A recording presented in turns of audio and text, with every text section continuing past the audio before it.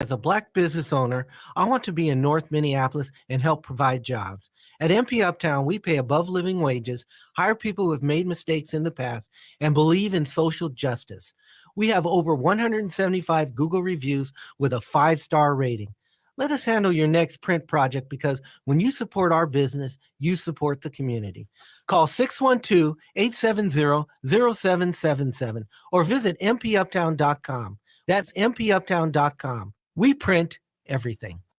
Hey, Cudahy to all my friends and relatives in 4 directions. This is Robert Pilot of Native Roots Radio presents I'm Awake. I'm here to ask you for your support. Finding honest Native-centered news is not easy. But with your support, we're able to provide accurate information about Standing Rock, Line 3, treaty violations, and COVID-19 in our Native communities.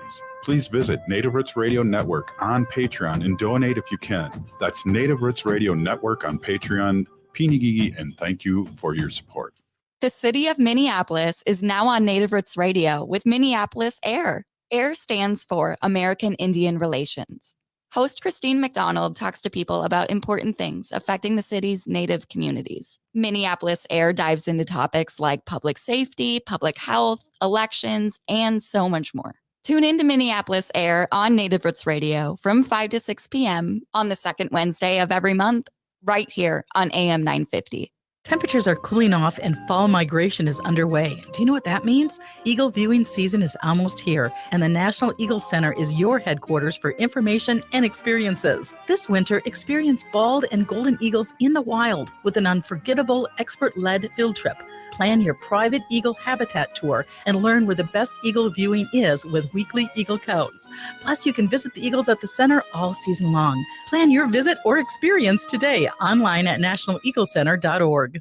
With a look at your AM 950 weather, I'm Patrick Lilia. Cloudy tonight with a low of 19, then snow expected Wednesday with a high of 26. Nightingale is your cozy, comfortable neighborhood bar and restaurant at 26th and Lyndale in Minneapolis. Come in for the famous Nightingale burger or the ginger tamari chicken wings. View their menu or place a takeout order at nightingalempls.com.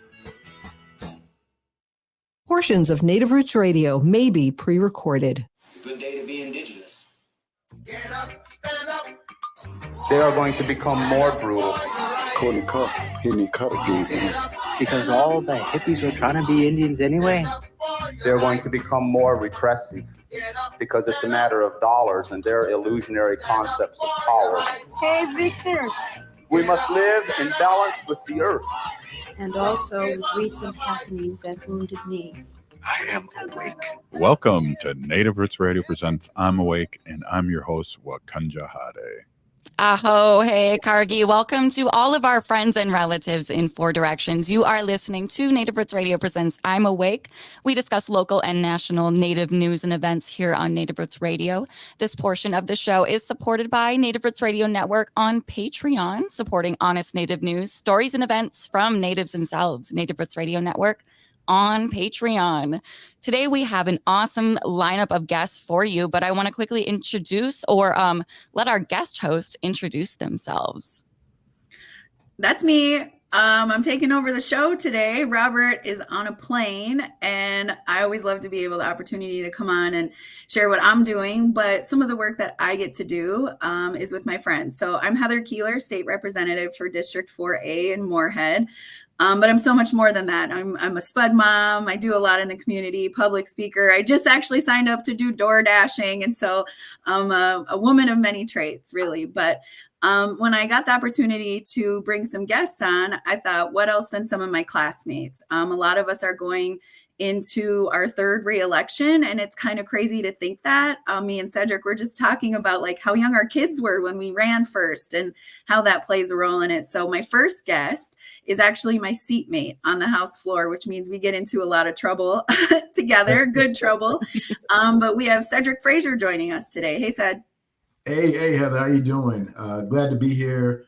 I represent District 43A, which is in the Northwest Burbs, the cities of New Hope and Crystal. And it's crazy that we're going into election cycle for a 3rd term. It seems like we just came in yesterday, and I'm sure a lot of that had to do with the fact that we came in the middle of a pandemic. Right. But yeah, the times are crazy, man, and the time sure has flown by. But Had a lot of fun with you, Heather. I know. Well, I was thinking, so like, this show, we really reach out and talk a lot about what we're doing with Indigenous, communities and stuff. And one of the very first times we even did anything together was before we were sworn in. Remember, we went up and we showed up with Winona LaDuke to try to stop Line 3.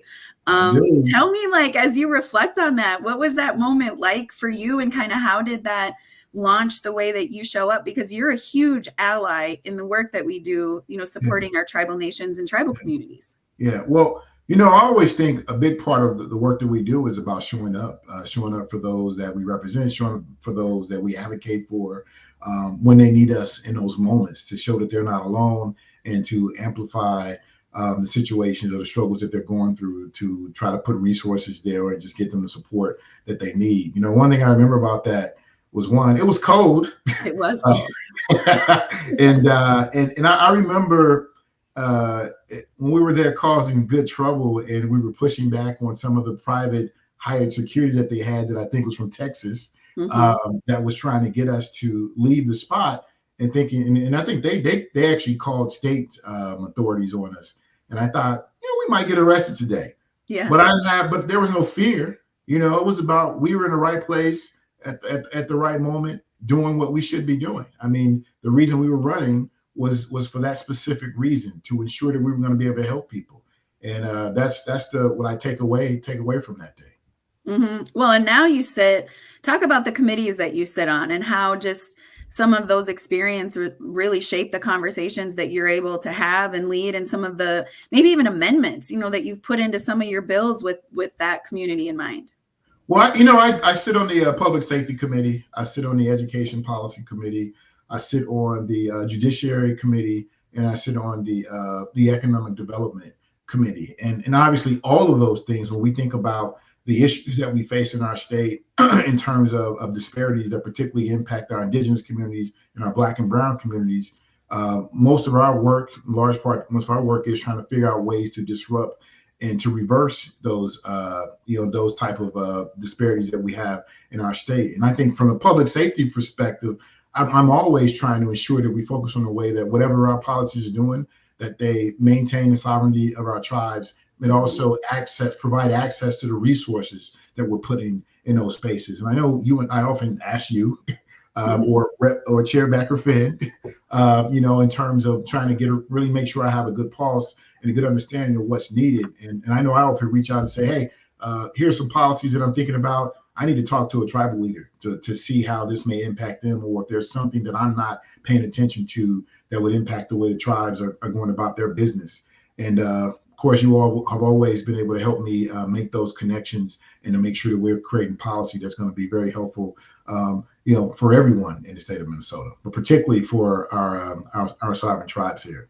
Mm-hmm. I think it is one thing we've done a better job at, is those relationship building, like deep, honest, truthful relationship building with our tribal leaders, and our urban Indian communities too. 60% of our Native population doesn't live on a reservation. They live in communities like ours. And so I think that that's been really important. It's fun to have like a Native American caucus, that there's enough of us that like, it's not just one of us always answering the questions, but I think it's created an ability for us to really have this strong allyship in the way that we maneuver. Okay, so I want to shift us a little bit. We both have young kids in this work, and I think you're leaving because you got roped into being a dad and a coach somewhere. But I think that the one thing about our class is that we're just kind of these real life parents living and breathing that parent experience in our communities. So talk a little bit about what that's been like. Your daughter was sitting on your lap. She was little in your first video. Yeah. Now they're almost 4 years older. So how are you balancing that? How am I trying to balance that? Yeah. I'm trying very hard. I'll say that. Yeah. It is a constant, something I have to pay constant attention to and focus on, and be intentional about it. Like you said, tonight, I'm helping to coach a basketball team for my 9-year-old.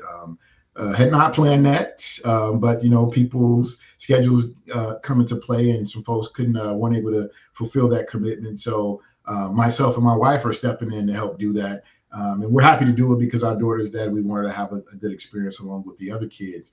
But just in terms of, because we are engaged as parents, and we're youngish parents, relatively speaking. When we're making policy, I mean, we're still going to PTA meetings, we're still going to parent-teacher conferences, we're still getting those emails from school districts. So it's top of mind for us, and we understand what parents are going through and what student needs are. And I think it's very beneficial in terms of being able to be in tune with and have a kind of finger on the pulse of what folks actually need to make their lives better and to provide the best they can for their kids and to give our students the best opportunity possible in our educational systems. Mm-hmm. I agree. I feel like it's always crazy when we sit in these meetings or conversations. I would say particularly at like our education policy table. Both you and I sit at that table together. And there's a lot of times that people will say things and we just know like, you're not in tune with the current day education system, right? When it's like, oh, well, when my kid went to school 20 years ago, this is how it was. Well, that's not how it is anymore, And so like one of the things that I take a lot of pride in out of the Education Policy Committee was the fact that we did an entire article around Indian education for all. And making sure that, kids can wear their eagle feathers when they graduate, that we can have traditional tobacco in schools because it's not commercial tobacco. I mean, there's spiritual understanding with that. But what are some of the biggest takeaways that you had, just in your first 3 years going into fourth year, and kind of how do you plan to relaunch your reelection campaign? I mean, I think it's just that, and I know we're coming up on time here. It is the idea and the fact that we have the ability to bring these lived experiences into the room, right? And we're talking about making policy in real time to really address the needs of the people in Minnesota, and particularly our young people in Minnesota. And that's kind of what I'm going to take away from this, and can let that continue to be the energy that pushes me into the next election cycle. Is that we did a lot of work this past session. We're not going to go over all that. You can ask our other colleagues about it. But what I know is there's still a lot of work to be done. Right. So give us the website that people can check you out on your reelection campaign if they want to donate, volunteer, anything like that. Okay. Well, website cedrickfrazier.org. Check me out at Cedrick Frazier. All my social media pieces. Check me out. Follow me. Support. Ask me any questions. I will be responsive. Awesome. Thanks, Ced. All right, everybody. Good to see you. We got to take a quick break, but you are listening to Native Roots Radio Presents I'm Awake. Stay with us. I heard sex trafficking happens a lot in Indian country. What is that? Here are some of the real reasons why sex trafficking happens in Indian country. Unequal gender roles that were forced on us by colonization. Communities don't have enough resources. Silence around domestic and sexual violence. Lack of attention and justice for missing and murdered Indigenous people. There's a lot of behavior that keeps our communities out of balance. These are just a few true reasons why Native communities are targeted by traffickers. When these acts of violence happen in our communities, it opens us all up for exploitation. Sponsored by the Minnesota Indian Women's Sexual Assault Coalition. Hey, if you're like a lot of people, you're probably relieved that the holiday celebrations are over. But there's one thing that might stay with us from the holidays besides all those gifts, and that's COVID-19. Numbers from COVID are going up as we spend more time inside. And Native Americans are seeing even bigger case spikes. With all the indoor celebrations over the holidays, you may have unknowingly been exposed to someone with COVID-19. That's why it's important to stay vigilant. If you notice any symptoms like a fever, a tickle in the throat, or heavy fatigue, take an at-home test. They're still free and can be ordered at sayyeshometest.org. If you do test positive, you're eligible for free treatment, and no health insurance is required. Visit health.state.mn.us to connect with providers and receive your treatment. Let's make 2024 the healthiest year ever, securing a brighter future for our Native community. 1 year ago, I was in the accident which nearly killed me. The last year has been a lot of work recovering, and positivity has been a key. Staying positive, I no longer refer to the accident as an accident, but rather the day my Toyota Sienna from Rudy Luther Toyota saved my life. That's a factual statement, and the main reason why I'll always own one for the rest of my life. Some places will talk about auto safety, but I'm a living example of why you and your family can trust a Toyota from Rudy Luther Toyota. Go test drive one today and try the hybrids. They're fantastic. Rudy Luther Toyota on 394 in Golden Valley. Hi, this is Representative Sharice Davids from Kansas. I'm Ho Chunk, and you're listening to Native Roots Radio. And we're back to Native Roots Radio presents I'm Awake, and this is Robert Pilot. This portion of the show is supported by Native American Community Clinic, or NAC, in Minneapolis. Yay! And we're back. I'm taking over. Robert's not here. He's on a plane. Representative Heather Keeler taking over the show tonight with my friends. So now I'm switching over to Representative Emma Greenman. We just finished up with Cedrick. Hi, Emma. Hi there. I have to follow Cedrick? You do. Yeah. And you're setting it up for Athena. So that's how great this entire show is, Teamwork right? makes the dream work. It really does. So Emma, tell us a little bit about what district you serve, and kind of maybe tell us a little bit about the committees that you sit on. Yeah, and thank you. I'm really excited to be here. I'm really glad you organized this, and I count myself lucky to be one of your friends that you, when you take over radio, you invite me to be on. So I am Emma Greenman. I represent 63B, which is South Minneapolis, sort of the south side of Minneapolis. It's the area I grew up in. Everywhere from Minnehaha Falls all the way Lake Nokomis, Lake Hiawatha. It's a great area. I actually spent all day with our junior high kids at Justice Page, and so it's wonderful. I will rep my great district. I am a voting rights lawyer, and so in the legislature I do a lot. I'm the vice chair of the elections committee. I am on the labor committee, which is a place that's really important to me, workers' rights. I'm on the veterans committee, and I actually have the Minneapolis Veterans Home and the Veterans Hospital in my district. And then I am on education finance, because working with Representative Keeler, with Heather, on education policy and education finance is such an important part of our caucus and what we do. And so it's my first year on education finance, but I'm glad to be there. Yeah. So one of the things that I always think about when I think of you is like democracy, right? And I mean, you can't think about Emma Greenman and not think about democracy. And as an Indigenous person, I grew up in a world where we were told, that our tribal IDs didn't count and we couldn't vote. And, it's interesting how much I learned that those were all lies. Those were all things that were really like voter discouraging tactics. And so I think before we really move on, are there some things that you want to share with our communities just that are important for them to know? We're all going into our reelection in November of 2024, but I do think that there's just healthy reminders for us to know, like, you do have voting rights. And what are some of those, just so that you know and are aware of them? Yeah, and I have appreciated, even before we were elected, I think you invited me up to, I think we did a Zoom in Moorhead on voter engagement. And so much of this is about ensuring that folks, that we create an inclusive environment where folks know the laws, know their rights, know their eligibility, and also feel comfortable and welcomed into the process, because so much of it is about actually people feeling like when I show up to vote, or when I need to get registered for the first time, when it's the first time I participate, that I feel comfortable. I feel I can stand in my power.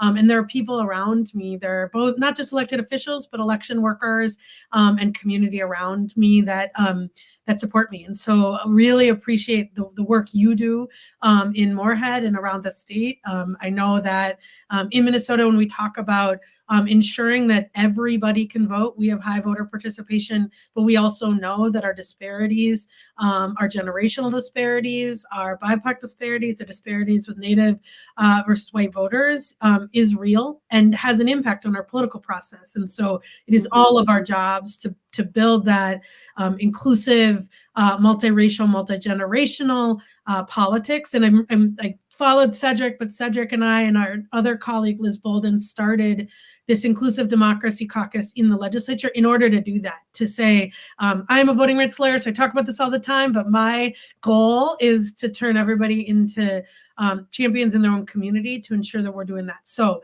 folks should know, and we changed a bunch of laws this year that should make voter registration a bridge, not a barrier to registration. So if you're 16 or 17, you can pre-register to vote.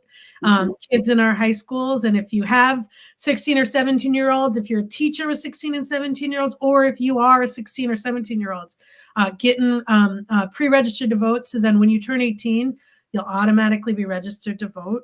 We also have now rolling out automatic registration. So if you get your ID card, your driver's license, and soon we'll be expanding that, the government already has that information that they need to know your citizen, your where you live, and how old you are, making registration and then you brought up IDs, and there's a cook, and we can probably pot in the chat on the Secretary of State's website. But we have made it really inclusive about what you can bring and use in order to be able to, for the first time you're registering, to show you say where you live, you say you are. We do not have a voter ID for folks. What we're talking about is if you want to same day register. There's a set of ways that you can prove your residency and your identity, but that's just to where to start. Yeah. So you can use your tribal ID to vote in Minnesota. That is not something that anybody should be telling you. Make sure that you do know and understand that. So you talked a little bit about joining the education finance world. You know, I come from education as an Indian education liaison, and Sed and I just talked about some of the policy stuff, but you know, we implemented a lot, especially around the Indian Education for All curriculum. We put money into those programs. Talk to us a little bit about, you know, what allyship means when it comes to creating a more, you know, inclusive, Indigenous infused education system border to border in Minnesota.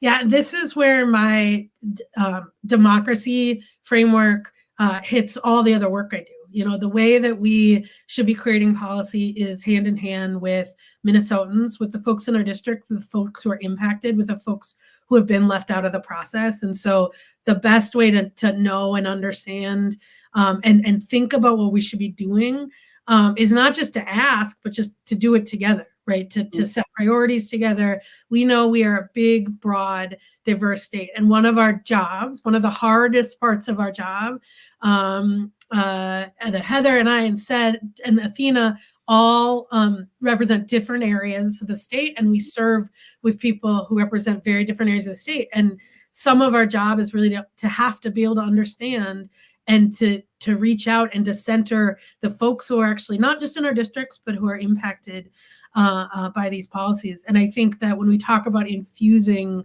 that priority, we're also talking about the voice, right? And not just the amazing Heather Keelers of the world or the Alish Kozlowskis of the world, but also the folks who are impacted, the students, the teachers, the families, the parents, I did a lot of work with hourly school workers, and we made sure that on our campuses and in our tribal colleges, those folks were protected when we do all the other work we do. And so listening to all the folks who are impacted, which is, an important part of our job and our work. And I think that's how we reach the best policy decisions. Because it's how we understand where we need to go and what we should be doing and bringing those communities together, right?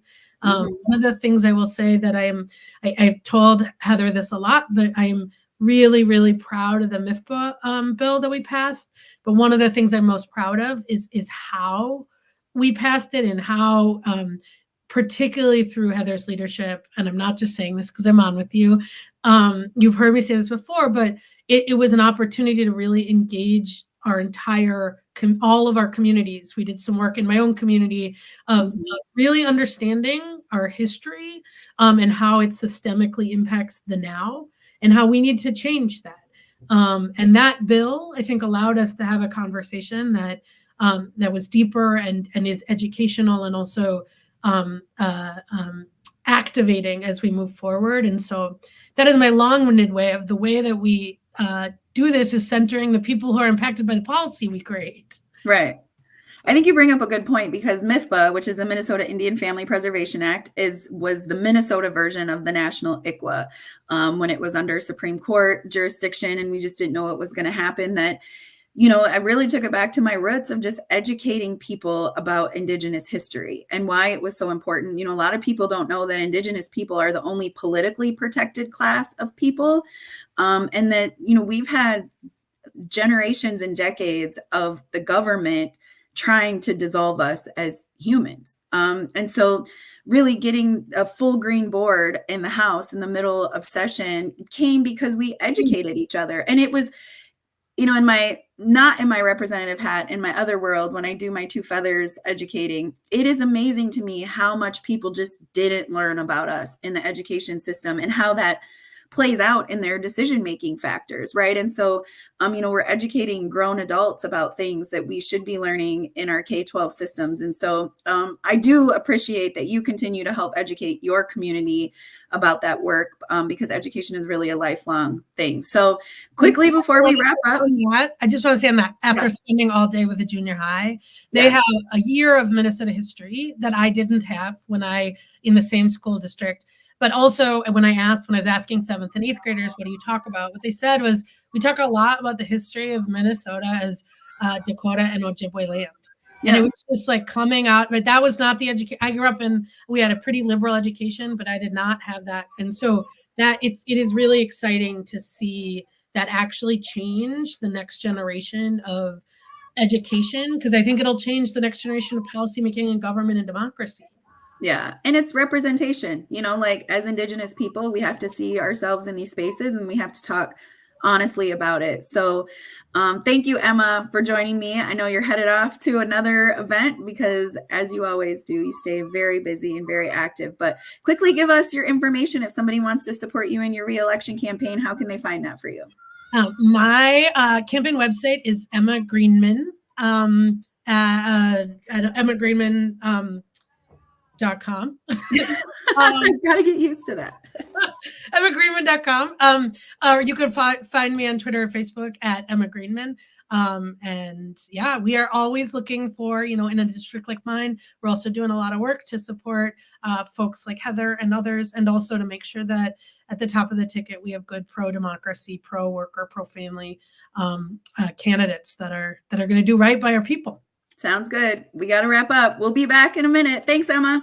Thank you. Unveil the captivating world of native photography at the Minneapolis Institute of Art. Their new exhibit, In Our Hands, Native Photography 1890 to Now, turns the camera around and puts native photographers in control, featuring hundreds of photographs captured by generations of First Nations, Métis, Inuit, and Native Americans. You'll view the world through their lens, revealing the beauty and complexity of Indigenous heritage. Don't miss this incredible experience. Visit In Our Hands at the Minneapolis Institute of Art now through January 14th. For more info, visit artsmia.org.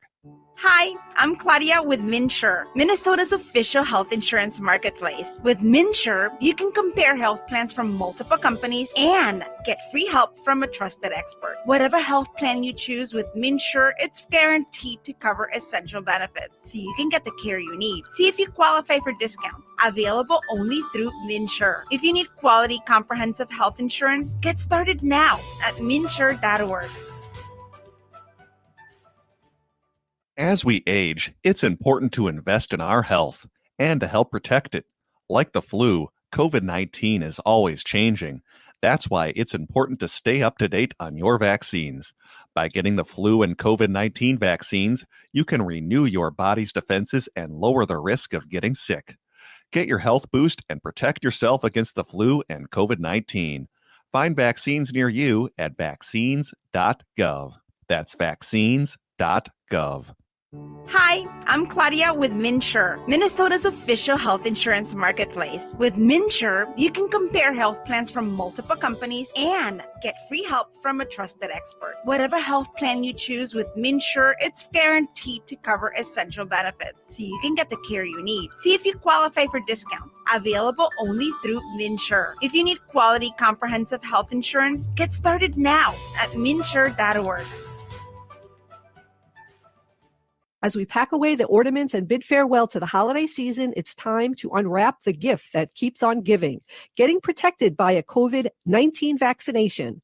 This is your chance to make a difference, especially as our Native communities face higher COVID numbers. Those higher numbers underscore the need for collective action. So answer the call and get vaccinated. The latest vaccines are not just authorized, but they're proven effective against the current variants. This is extra protection, even if you've already had previous vaccines, since previous vaccines will eventually wear off. Plus, the new shots are FDA approved for ages 6 months and up. A COVID vaccine is not just a shot. It's a pledge to safeguard the wisdom and stories handed down by our elders. So join the movement, get vaccinated, and make 2024 the healthiest year ever, securing a brighter future for our Native community. For more information, including details about clinics offering free vaccines, visit vaccines.gov. With a look at your AM 950 weather, I'm Patrick Lilia. Cloudy tonight with a low of 19, then snow expected Wednesday with a high of 26. Nightingale is your cozy, comfortable neighborhood bar and restaurant at 26th and Lyndale in Minneapolis. Come in for the famous Nightingale burger or the ginger tamari chicken wings. View their menu or place a takeout order at nightingalempls.com.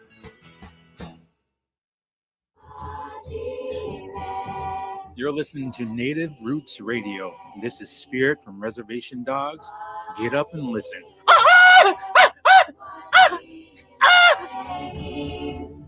Welcome back to Native Roots Radio presents I'm Awake, and this is Robert Pilot. This portion of the show is supported by the Minnesota Indian Women's Sexual Assault Coalition. Hello, everyone. It's Heather Keeler taking over the show. Robert's on a plane, and we're making this fun. But before our next guest comes on, just because my friends are busy people and they're always moving around, I kind of wanted to take a minute, and me and Haley were talking about, like, what do we want to talk about? And I think the number one thing on our mind is Lily Gladstone. I mean, come on, we got a comment here. Nancy wants to hear about Lily Gladstone as well. I mean, and this wouldn't be Native Roots Radio if we didn't acknowledge the huge monumental win for Lily Gladstone at the Golden Globes this year. I think a lot of people watched this. I know that CBS reported the highest ratings in years at 9.4 million viewers. And I think this is because almost every Native person, probably across Turtle Island, was tuning in, right, Heather? Mm-hmm.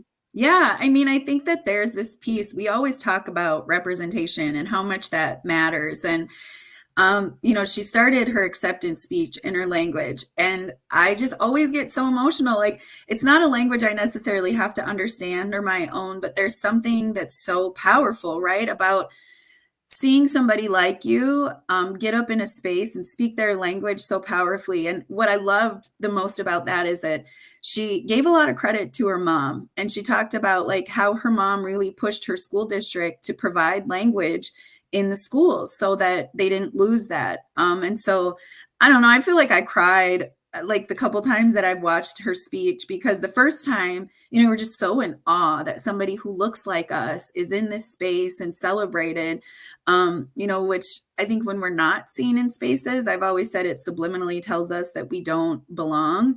And I don't know, it was so powerful. Did you cry? Tell me that you cried. Oh my gosh. I don't know a person that didn't cry. I mean, yeah. I recorded her whole speech and I was just anticipating it. I knew she was going to win. Just had that feeling, as Indigenous people, you can kind of, anticipate some type of news. But yeah, I cried. I didn't post the speech that I recorded because you could hear me crying in the background. But yeah, I know, Lily Gladstone, Blackfeet Nation is out here making her story, not history, but her story. And she won Best Performance by a Female Actor in a Motion Picture Drama for The Killers of the Flower Moon this past Sunday night. And yeah, in her quote, she says, "This is for every little res kid, every little urban kid, every little Native kid out here who has a dream." And, I don't know if you noticed this too, but the film Killers of the Flower Moon itself didn't take home any of the awards they were nominated for, and neither did Martin Scorsese. So, yeah. It was her. Right. I love the pictures that were like, here's Lily and some guy, you know what I mean? It's like, finally, we're in the spotlight and we're able to share our story. But I do love that part of her speech because, 60% of our population lives off the reservations. And I think there's a lot of us, I identify as an urban Indian. My parents moved off the reservation before I was born in hopes to create a better healthcare system for the state I was growing up in. And so I do really love that she used her words so powerfully to bring us all together, because often within our own population, we do kind of see that divide, I guess. And so I loved it. It was extremely inspiring. And I hope that we use her words for a long time as the reminder of, what we can be and how we can show up. The other thing, I don't know if you caught this. I didn't realize that, they said that in the past, what they did is they would have people just say their lines forward and then reverse it and say that was like the native language. Like, how crazy is that? Yeah, I didn't know that either. I feel like there could have been at least a bit more effort when trying to portray native language, because it's so different. I mean, each tribe kind of has its own language, and it's very different. And language is, it's hard to learn, but language is culture back. It is everything. It is healing. And just to be able to speak a little bit of your language in front of, a crowd of people as powerful and important in our society as that, I mean, that was huge. And, I've heard it too, if you're not confident and you don't know much of your language, speak it anyways. Right. Because no one else is. And your ancestors are always going to be proud of you for trying. I don't know if you caught this too, Heather, but the host, Joy Coy was the host. And in his opening monologue, he said, "What I did learn from that movie was that white people stole everything. You stole the land, the oil, the entire premise of the movie." And I thought that was hilarious. I know Martin Scorsese's daughter next to him did not look too pleased, but I, on the other hand, had a pretty good laugh. I mean, it is what it is, right? That's the truth. And we have to be able to say what it is. It's kind of like, we were just talking about Indian education for all and being honest about, the history of things. And I really love that we're showing up on the big screen with our stories, and our humor. And we think of Reservation Dogs too, right? I mean, we're starting to see shows and movies that show up with us. I follow some different groups that are actually looking for Indigenous actors and actresses, and they're very firm that you have to be from that community and speak that language, and that we're not just like finding people to play our role, that we're actually like finding us to step into those spaces. And I think it's just another component of really educating the entire nation, really. Yeah, exactly. Great point. And I think too, just you saying that kind of reminds me of it wasn't too long ago, we had George McCulley on, who was an extra in Killers of the Flower Moon. And he talked about in his interview how many non-natives showed up to play native characters in this movie, Killers of the Flower Moon. And the directors and everyone just immediately took one look at him and said, "Nope, turn you away." And they took, all of the real native actors into a separate room. And it was quite surprising to hear that. We have a question here. Don wants to know which award Lily Gladstone won. Lily Gladstone took home Best Actor. She took performance by a female actor in a motion picture drama. So we're just really, really proud of Lily. And I know too, Lily was in her high school yearbook voted most likely to win an Oscar. Really? So, yeah, there's a picture of her in her yearbook, a young little teenager she wasn't holding the fake Oscar. The guy voted Best Actor was holding it. But I mean, I'm just waiting for the day that Lily does take home the Oscar. The 2024 Oscar nominations will be announced on January 23rd, which would be an even more monumental victory for Lily in Turtle Island if she took home Best Actress in a Leading Role. This is coming from Indigenous TV via Instagram, but this year's Academy Awards will take place on Sunday, March 10th, with Jimmy Kimmel expected to host. So I'll be tuning into that, and hopefully a lot of people across Turtle Island as well. Yeah, I think it's beautiful how we show up to support each other too. Like, we don't know her. Like, I don't know her. I've never met her, but all of a sudden I'm like the biggest fan and I'm cheering from afar. And I think that that's something that's really beautiful too, is, in this world sometimes where we kind of pull each other down and we're really self-destructive sometimes, I think it's beautiful to watch us lift each other up and celebrate the wins and, just be in this moment really together as one nation. I think it's wonderful. And also, it is a message to the next generation and the little girls and the little queer people out there, because she is Two-Spirit as well, is that like we do belong in these spaces. And, when people bust through those glass ceilings, we're making space for the next generation. And so I'm just so proud. And I feel like, my cousins out there doing these really great things, my relatives out there doing these really wonderful things. So I think we need to take practice that we really lift each other up as well. Yeah, especially as women too. I know there's so many great Native actors that come to mind, like Wes Studi and all of them, those iconic ones, and Dallas Goldtooth and, Bobby Wilson. But Lily, I don't know if I've seen this big of representation in female Indigenous spaces, especially film. And it's huge to see this representation, not only in film, but across everything, just like you Heather Keeler in Office, and we need it everywhere. And I don't know if you have been paying attention or if you're much of a hockey fan, but we have 4 Native women that are now in the PWHL, which is huge. So representation matters everywhere. So the WPHL stands for Professional Women's Hockey League. Yeah, I didn't know that, but I do love that. We saw that, in other sports too, that we kind of break through and show up in spaces. It's just, I don't know. I just love that we're being seen in spaces in a world that, people literally try to eliminate us, and it shows our resiliency to come through and really show that we're current day people. We're not just pieces of history. Like we're making history, and we're building, a next generation that I think can be very proud of what we've all accomplished. And continue to accomplish in these, trying times, beautiful times, wonderful times. Exactly. Have you seen, so did you mention if you have or have not seen Killers of the Flower Moon yet? No, so I've tried. I think part of it though is, it's hard for us to watch some of these things. And I think we have to protect our own trauma. We have to protect our own mental health. And so for me, I've just not really been in a space to be able to give it the energy that I need emotionally. But no, it's the book is wonderful. And my mom watched it, and she kind of gave me the heads up that, like, for me, I'm such an empath, and the way that I work and the way that I carry things, and I carry a lot of our communities like heaviness that, no, I have to be prepared. I just watched Lakota Nation versus United States, which was really hard to watch, but no, it's on my watch list for sure. Yeah, I know I chose to go see it in the theater, and I went by myself. It was like one of the first days that it came out, and I don't know, I wanted to support the story, but I did not really take into account how traumatic, some of the scenes were in there. And I know we just probably have a minute left here, but I know it's going to be coming out on Apple TV, so keep an eye out for that if you haven't had the chance to see Killers of the Flower Moon.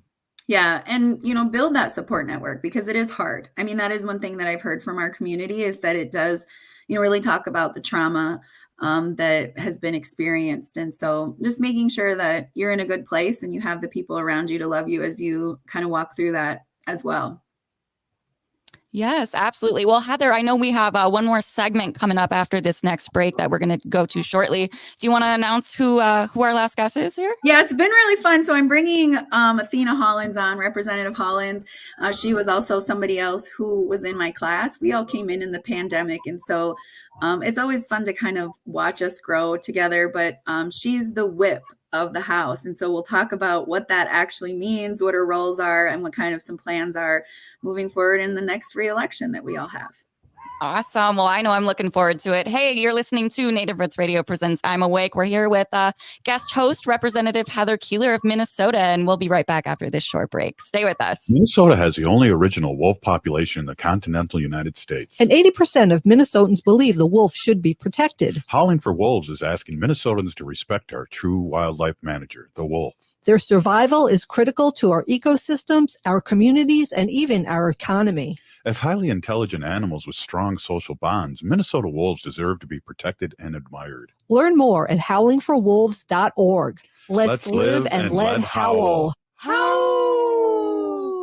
Become a teacher and ignite change. Join the St. Paul Urban Residency Program to become a teacher in just 15 months. You can earn your master's degree and teaching license from the University of St. Thomas while earning a $30,000 stipend, single healthcare, and dental benefits. As an added bonus, next year's cohort, all residents will receive $20,000 towards their tuition. Apply now. Applications due February 28, 2024. Visit spps.org/SUTR.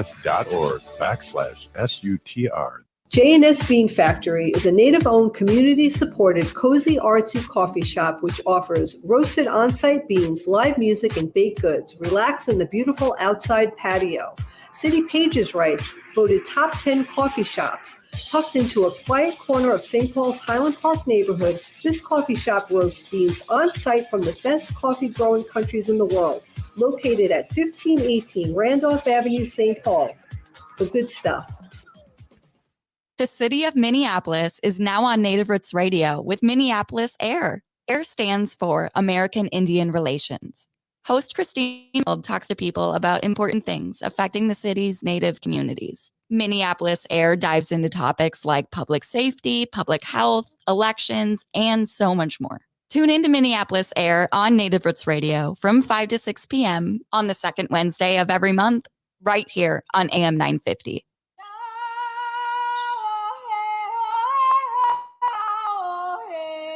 This is Leonard Peltier.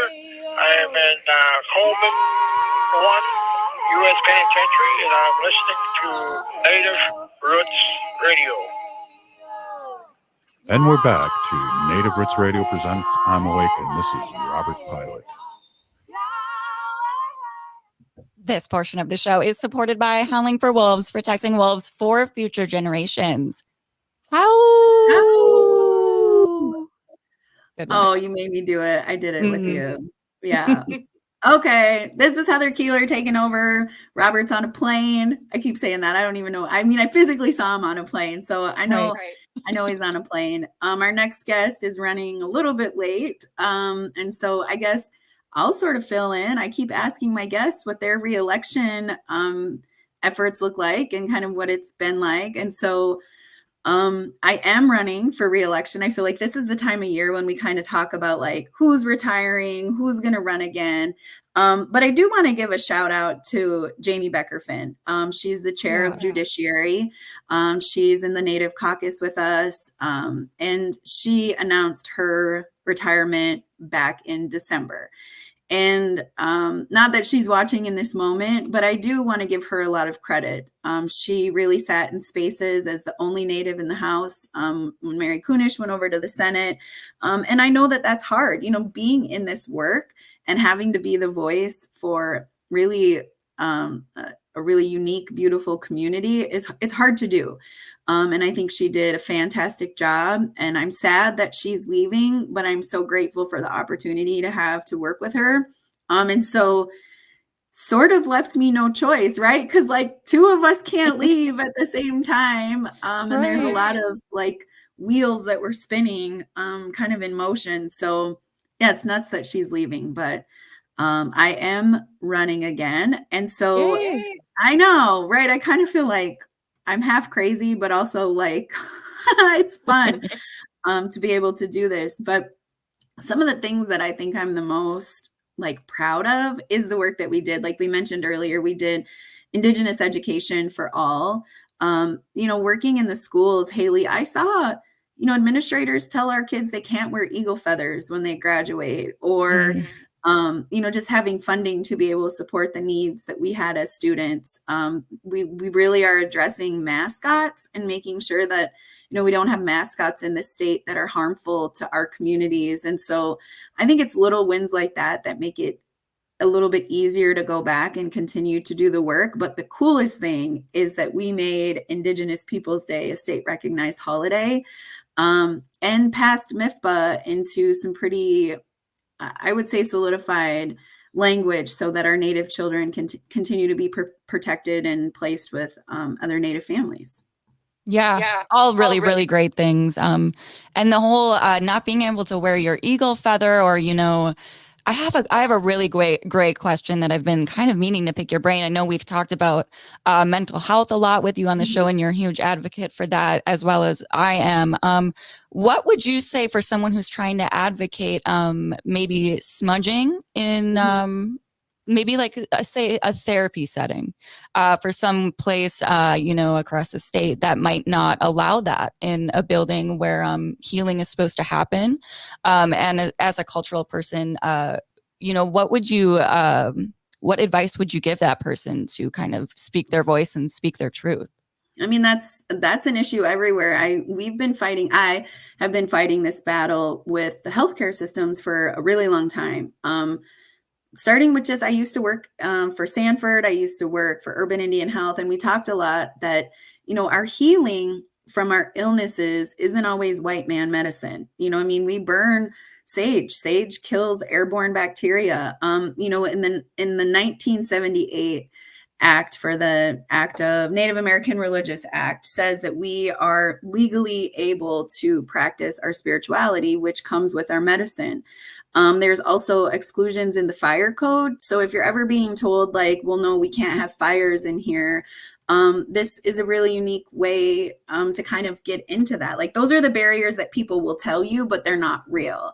And so we've talked also a lot about, well, what do you think smudging is? Like, do you think people just start these big flames and it's like billowing smoke, which most of the time in healing practices, it's not really like that. And so I think we just have to do a lot more education. I sit on the HHS conference committee, which is the Human Health and Human Services. And this is where we talk a lot about what we can do as medical practices. And I try to bring it up in that educational way that we have to be more mindful about how all of us really heal, especially with our mental health or our holistic well-being. And that includes our medicine. And if nothing else, provide smudge kits or a space that we can go.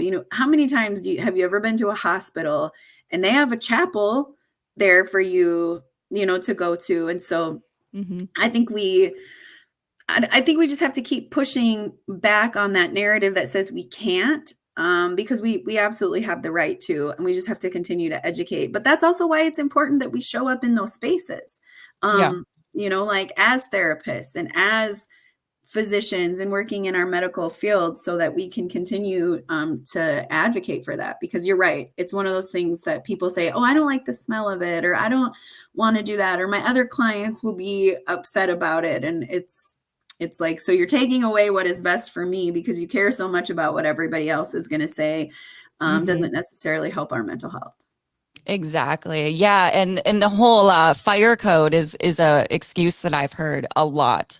And it's hard. And then you're like, well, am I expected to go outside, in the winter to do this healing when everyone else can remain in the building? And I think too, when you're the only Native person in a space like that, it is kind of like, oh, I'm here to learn. I'm not, here to educate people. But it's also like, you kind of have a responsibility as the only Native person in there to, not like belittle but, educate, in a friendly way and stand up for your truth. And if not, your ancestors' truth and for the next Native person to come through that building or go through the program. So just thank you for your advice on that. And I hope, that helps someone else out there too, maybe going through the same thing. It's always so hard because I feel like when you're the only Indigenous person at a table, you have to do so much more than just your job.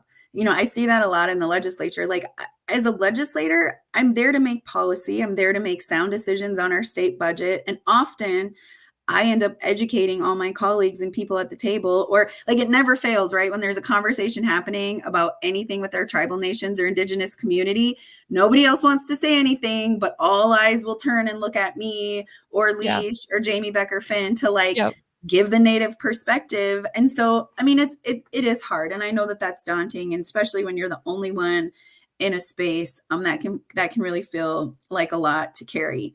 One thing I wanted to add back to that language piece, you made a really good point in the last segment. And I don't know where my next guest is. We only have like a minute left. So I guess maybe we'll bring her on another time. But we do live in a busy world being legislators, but you're right. Even if you don't speak your language perfectly or know it much, we have to get in a practice of at least trying.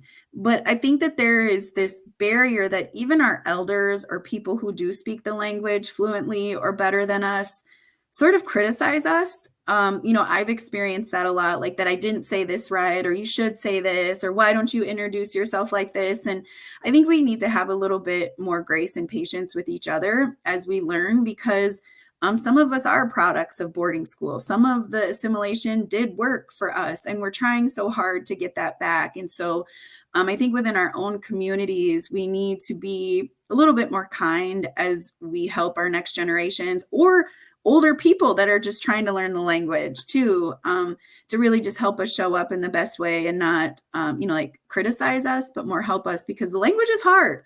It's, it's different, it's unique, it's beautiful, but I have seen that. And so I did kind of want to call that up a little bit more, but we're going to wrap up. Thank you, Haley, for joining with me and having conversation. I'm so excited that our guests were able to join. And as always, I'll be back. But, in my reelection, you can find me at Heather 4 House. It's the number 4. But I'm always looking for, these campaigns cost money, but they also take volunteers and just effort. And so anything anybody can do to help is always greatly appreciated. Thank you. Thank you, Heather. Big Pinagi. That was Minnesota State Rep Heather Keeler with her amazing guests. Thank you for listening. You've been listening to Native Roots Radio Presents I'm Awake. We are still here. We are the next generation. We need to resist, divest, join a group, run for office, and free Leonard Peltier. Now.